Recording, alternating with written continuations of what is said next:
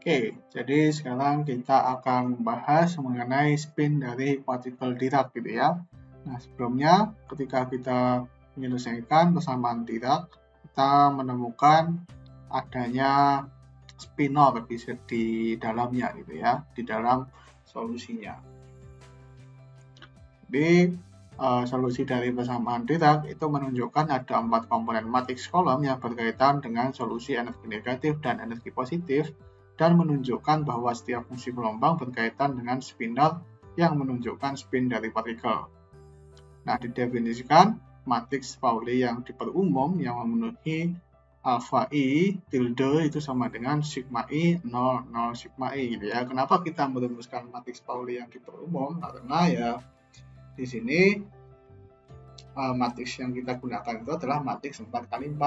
Artinya matriks Paulinya itu matriks Pauli itu kan matriks yang menunjukkan spin kan.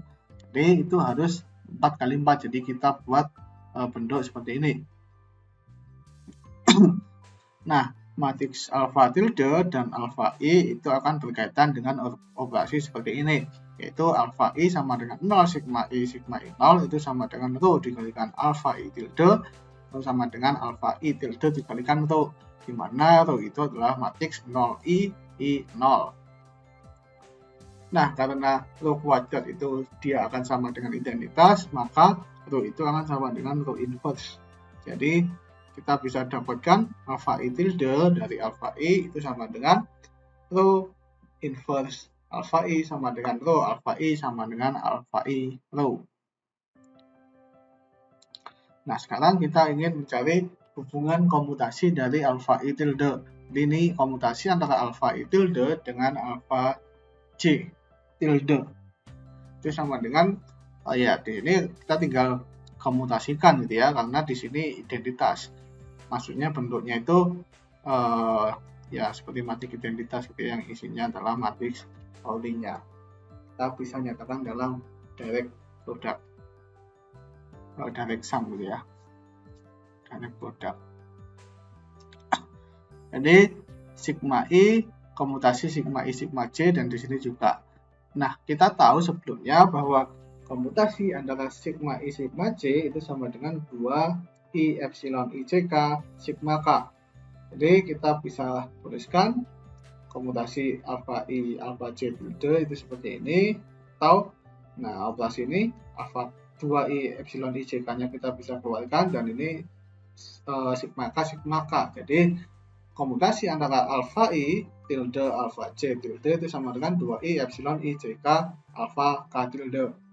Nah, sekarang kalau komutasi antara alpha I tilde dengan alpha J, ini kita tinggal operasikan sigma I 0, 0 sigma I, 0 sigma J 0 dikurangi 0 sigma J 0, sigma I 0, 0 sigma I. Ini kalau kita kalikan dan kita kurangkan, kita akan dapatkan bentuk ini 0 sigma I sigma J minus sigma J sigma I. Jadi sigma I sigma J minus sigma J sigma I. Jadi ini adalah komutasinya gitu ya. Nah, kita memiliki bentuk komutasi dari matriks Pauli. Kita akan dapatkan komutasi antara alpha I tilde dengan alpha J itu sama dengan 2I epsilon I JK alpha K. Nah, kemudian kalau kita komutasikan alpha I tilde dengan beta, itu adalah komutasi antara sigma I dengan identitas, yang ini minus sigma I dengan identitas. Nah, kita tahu bahwa semua operasi gitu ya, semua komutasi dengan identitas itu hasilnya akan 0. Nah, sekarang kita memiliki bentuk operator Hamilton dari Dirac bebas, yaitu Hamiltoniannya sama dengan alpha dot P C ditambah beta MC kuadrat. Atau alpha dot P-nya kita bisa tuliskan dalam setiap komponennya, yaitu alpha I PI C plus beta MC kuadrat. Nah, dalam persamaan Schrödinger kita memiliki operator momentum sudut, yaitu Li sama dengan EIJK XJPK.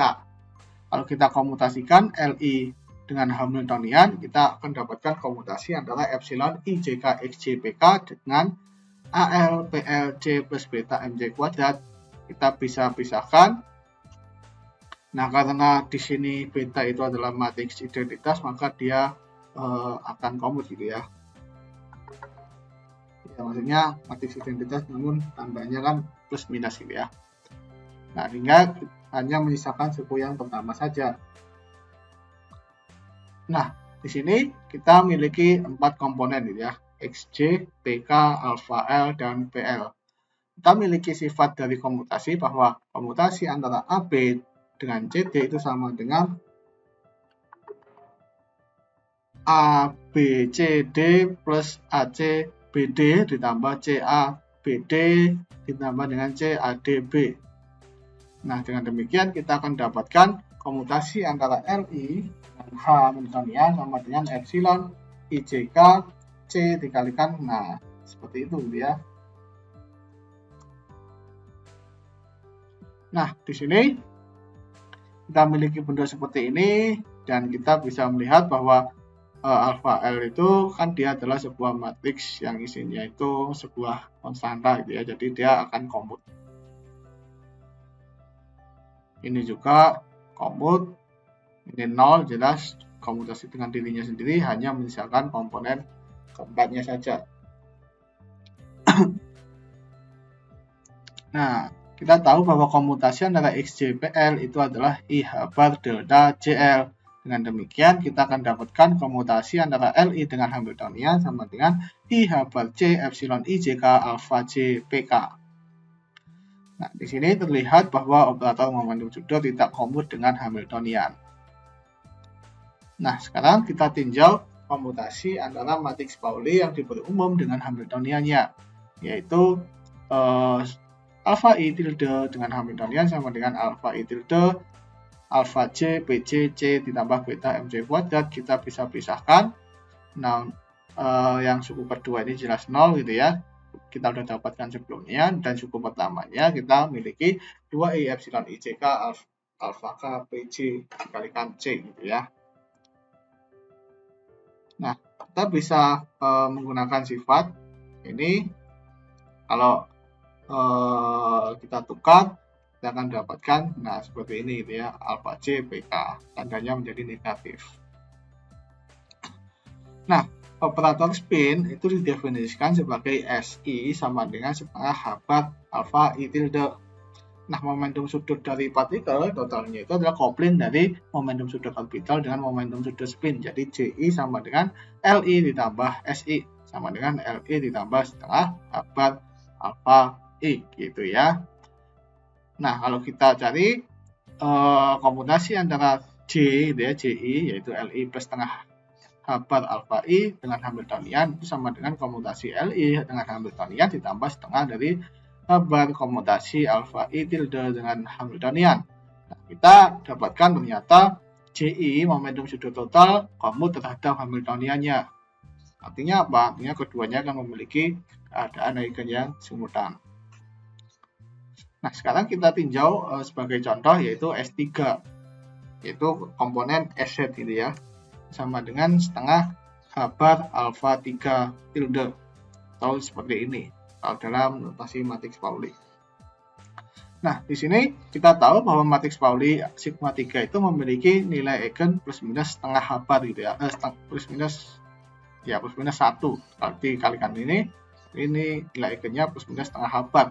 Dan karena ada dua matriks Pauli, maka spinnya ini memiliki nilai eigen yang terdegenerasi lipat 2. Nah, kondisi ini menunjukkan bahwa partikel itu yang dideskripsikan berkaitan dengan partikel spin setengah, karena ya nilai eigennya setengah H bar gitu ya.